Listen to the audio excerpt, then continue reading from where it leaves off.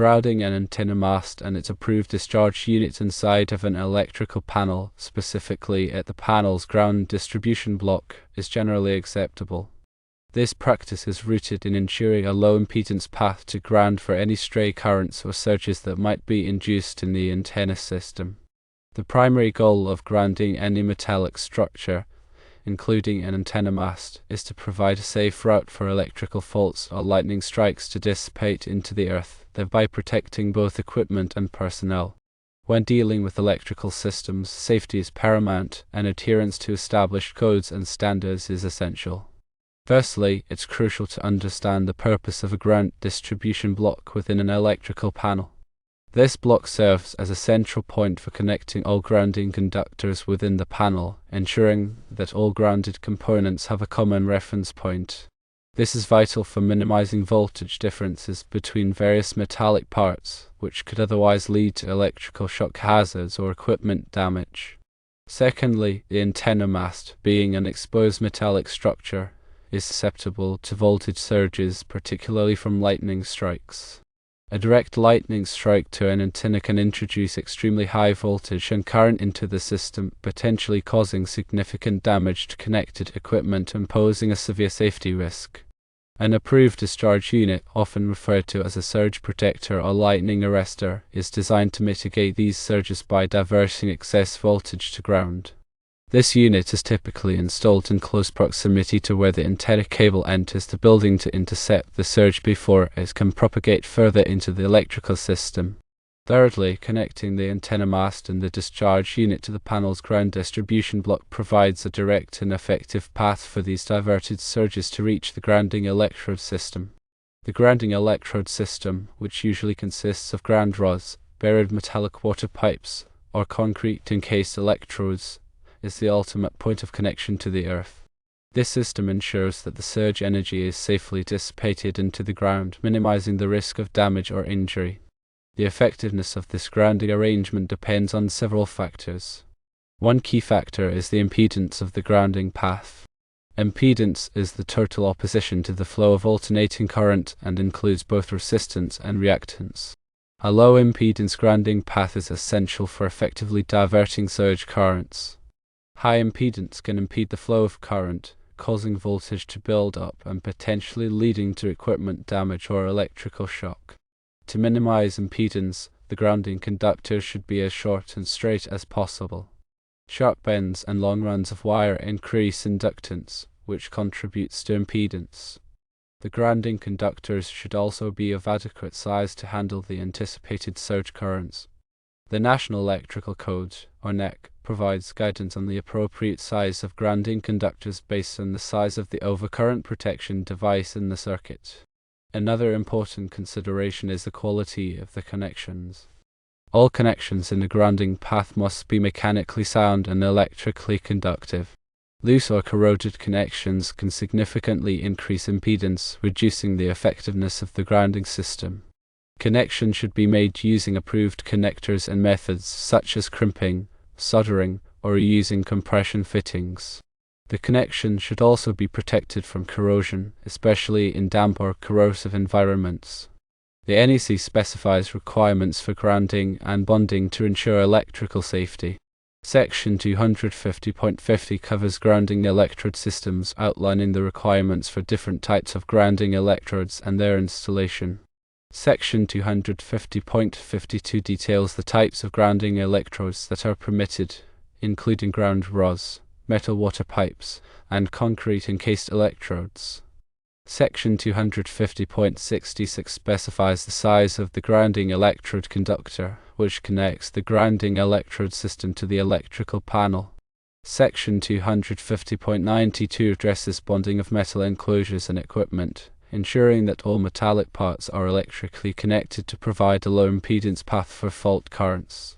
Furthermore, it is essential to ensure that the electrical panel itself is properly grounded. The panel should be connected to the grounding electrode system via a grounding electrode conductor of the appropriate size. The grounding electrode conductor should be connected to the panel's ground bus, which serves as the central point for connecting all grounding conductors within the panel. The ground bus should be securely bonded to the metal enclosure of the panel to ensure a low impedance path for fault currents. In addition to the NEC requirements, local codes and regulations may also apply. It is important to check with a local electrical inspector or building department to ensure that the grounding installation complies with all applicable requirements. In some areas, there may be specific regulations regarding the grounding of antenna masts or other outdoor structures. Proper grounding is crucial for protecting against lightning strikes. Lightning is a powerful and unpredictable force that can cause significant damage to electrical systems and equipment. A direct lightning strike can introduce extremely high voltage and current into the system, potentially leading to fires, explosions, and electrical shock hazards. A properly installed grounding system provides a safe path for lightning currents to dissipate into the earth, minimizing the risk of damage or injury. The grounding system should be designed to handle the anticipated lightning currents, taking into account the size and location of the structure. In areas with high lightning activity, additional protection measures may be necessary, such as the installation of lightning rods or surge protection devices. Surge protection devices are designed to protect sensitive electronic equipment from voltage surges. These devices are typically installed at the point of entry of electrical, communication, and data lines into the building. They work by diverting excess voltage to ground, preventing it from reaching the protected equipment. Surge protection devices are available in a variety of types and sizes, depending on the specific application. It is important to select surge protection devices that are appropriate for the voltage and current levels of the protected equipment.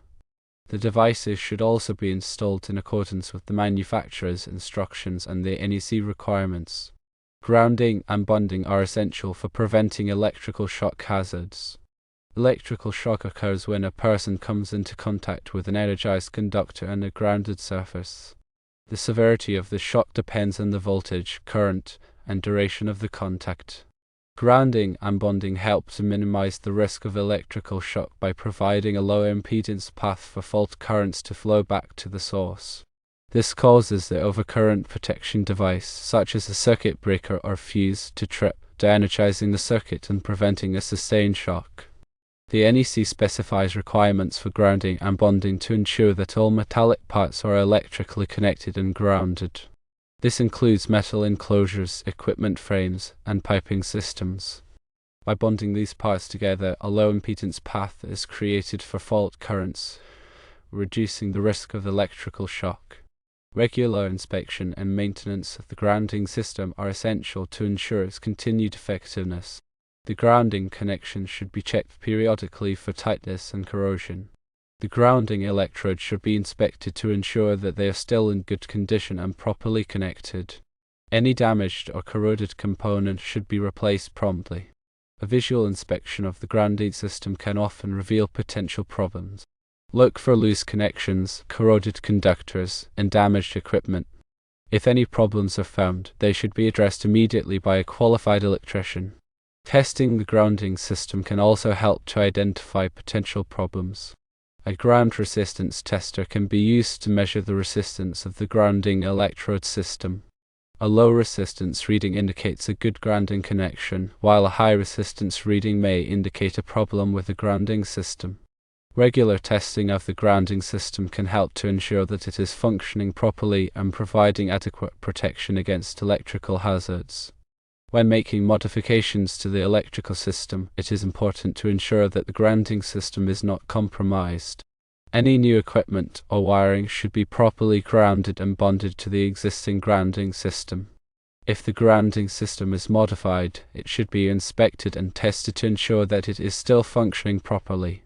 It is always best to consult with a qualified electrician before making any modifications to the electrical system. A qualified electrician can ensure that the work is done safely and in accordance with the NEC requirements. They can also help to identify any potential problems with the grounding system and recommend appropriate solutions. In summary, grounding an antenna mast and its approved discharge unit inside an electrical panel at the panel's ground distribution block is generally acceptable, provided that all applicable codes and standards are followed. The grounding path must be of low impedance, the connections must be secure and corrosion resistant, and the grounding system must be regularly inspected and maintained. By following these guidelines, you can ensure that the antenna system is properly grounded and protected against electrical hazards.